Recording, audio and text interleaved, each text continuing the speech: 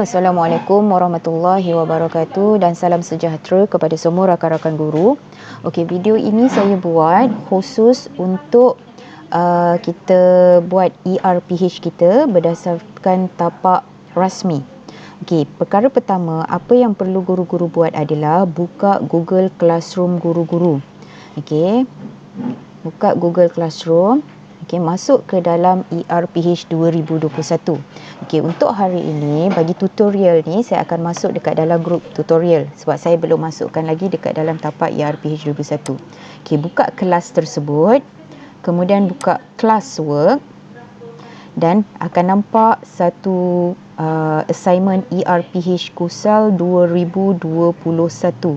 Okey, klik pada ERPH tersebut sehinggalah nampak nama paparan guru, nama guru-guru, nama cikgu-cikgu semua. Contoh Nur Rasida binti Agman ataupun nama Nur Azizan atau nama Suraida. So nama tersebut telah tertanam. Kalau kita tak buka melalui Google Classroom seperti ini, kita tak buka dekat classwork, tak nampak nama tersebut, sebab itulah dekat Google Drive kita punya file tu tak ada. Okey, bila kita dah tengok nama kat sini, barulah kita buka kita punya Google Drive. Okey, buka Google Drive. Kemudian kita pergi dekat Classroom. Pergi dekat kita punya ERPH 2021. Okey, so kita punya file dah tertanam. So, seperti yang saya ingatkan pada tahun lepas, file yang nama pertama sekali hantar itu adalah tapak utama. Jadi, kita make a copy dan untuk memastikan sekiranya ada berlaku kerosakan pada file kita, kita ada backup. Okey, jadi kita make a copy. Okey, tunggu yang hitam ni hilang. So baru dia file dia tu akan keluar. Selagi dia tak hilang yang hitam ni, kita punya copy tu tak akan keluar. So it depends pada kita punya line internet juga. Okey, dah keluar. Kat sini kita renamekan. Okey, kita renamekan mengikut minggu. Jadi minggu ini kita nak hantar minggu ketiga.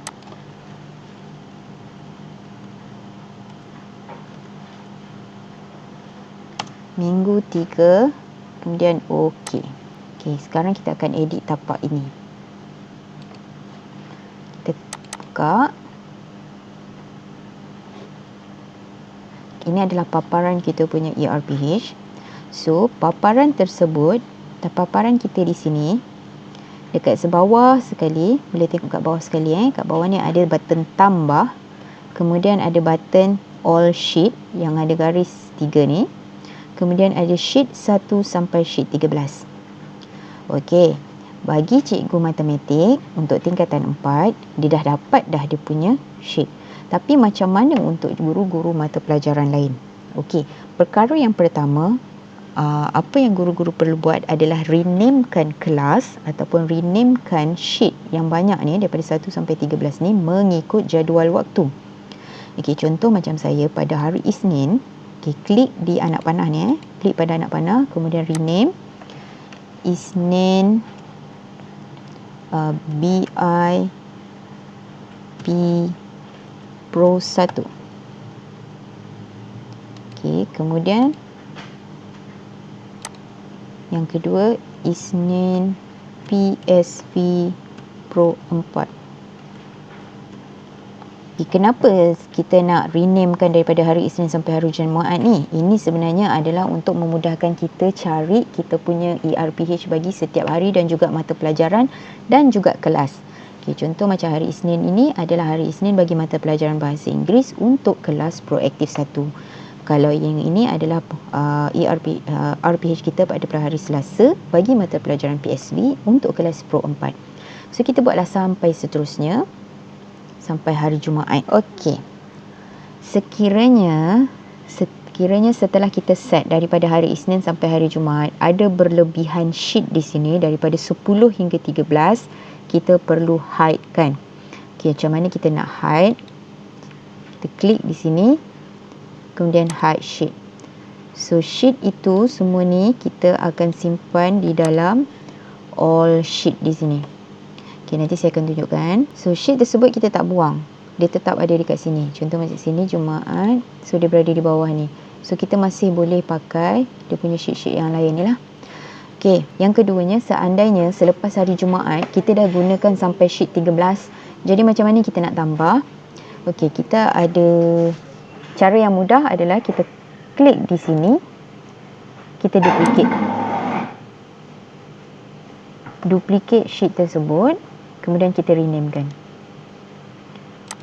Rename berdasarkan nama kelas. Okey, jelas Alright. Okey, jadi seterusnya macam mana kita sekarang ni? Okey, macam contoh saya mengajar bahasa Inggeris dan juga PSP. So ada 2 mata pelajaran. Tapi untuk tapak sedia ada ni adalah tapak matematik tingkatan 4. Okey, perkara yang pertama, saya perlu macam saya ajar tingkatan 1, bahasa Inggeris tingkatan 1.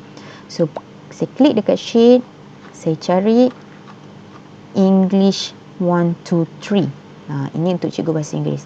So guru-guru mata pelajaran lain perlu cari di sini, buka mata pelajaran yang cikgu ajar. Okay, ada ekonomi, ada untuk GPM juga ada tapak GPM, BM.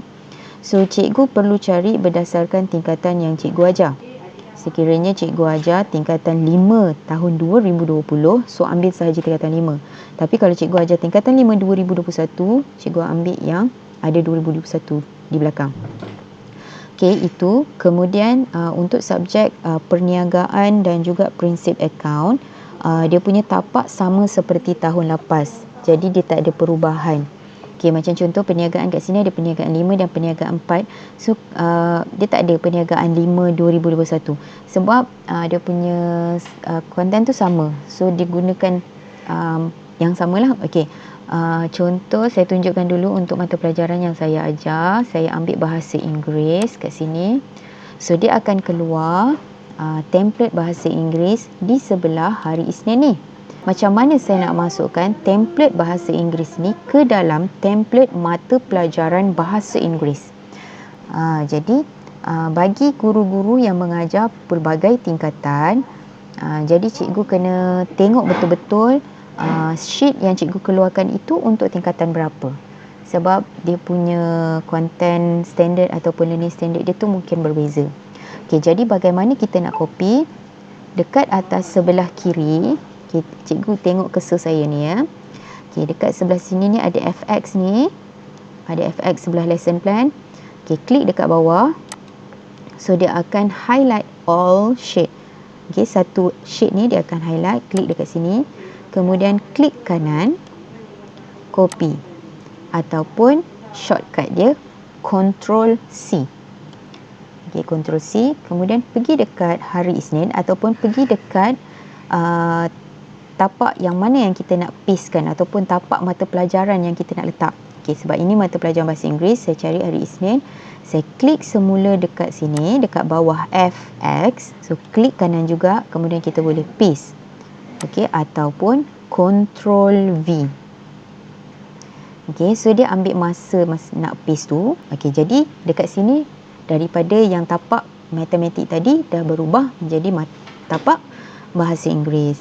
So seandainya cikgu ajar untuk mata pelajaran yang sama bagi beberapa kelas, so macam tadi saya saya punya kelas hari Isnin untuk BI, hari Selasa BI, so saya buka kat sini, saya buat perkara yang sama. Okey, pastekan sehingga dia paste dekat tapak tersebut. Okey, cari lagi. Okey, dan seterusnya. Jadi contoh sekarang ni saya dah copy untuk mata pelajaran bahasa Inggeris bagi ke semua daripada hari Isnin sampai hari Jumaat. So yang English ni kita kena simpan, jangan letak di situ. Kenapa? Jangan biar, sebabnya nanti bila kita hantar kepada pentadbir, kita punya ERPH akan bermula daripada English 1, 2, 3 yang kosong ni. Okay, dia akan bermula daripada situ. Jadi kalau kalau kita biarkan tu, nanti sampai dekat pentadbir tu English kosong, template English kosong, kemudian hari Isnin, baru hari Isnin. Macam mana kita nak buang? Kita jangan delete. Okey, diingatkan lagi sekali, jangan delete. Cikgu-cikgu jangan delete. Okey, klik dekat situ, kemudian hide sheet sahaja. Kenapa cikgu tak boleh delete? sebabnya nanti dia punya validation ataupun yang kita dah setkan tu, dia akan hilang. Okey, so untuk mata pelajaran lain, cikgu buatlah perkara yang sama. Okay, contohnya hari Selasa ni saya ajar pendidikan Islam. Okay, PAI 1, 2, 3. So saya tunjukkan lagi sekali. Klik dekat bawah FX ni, kemudian klik copy. Okay, klik kanan copy.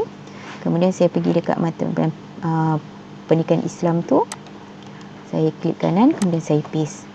Ada masalah pada tahun lepas berkaitan dengan tulisan bagi mata pelajaran pendidikan Islam ini terlalu kecil.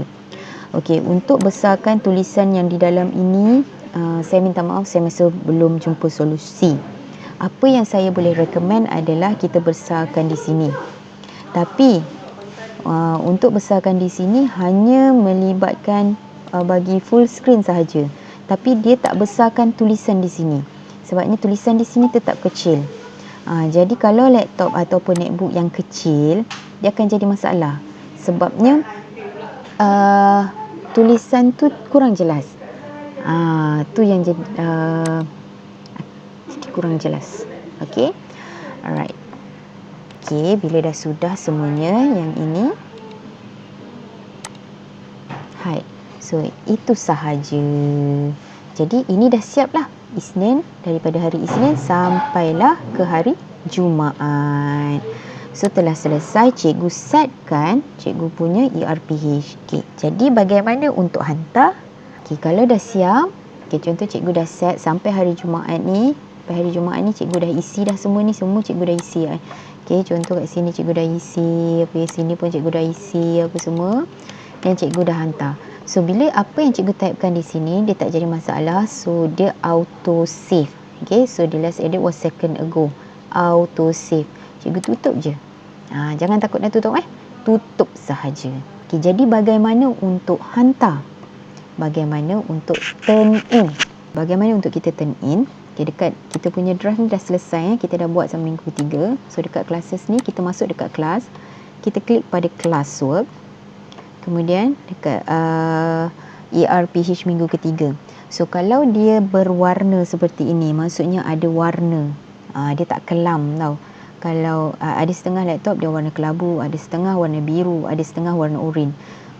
Itu maksudnya belum dihantar. Okay, so klik di situ. Kemudian view assignment. So kita kat sini. Apa yang kita nak hantar tu kita klik di sini, add or create. Kita tekan Google Drive sebab kita punya file berada di dalam Google Drive. Dan di mana kedudukan file kita? Berada di My Drive.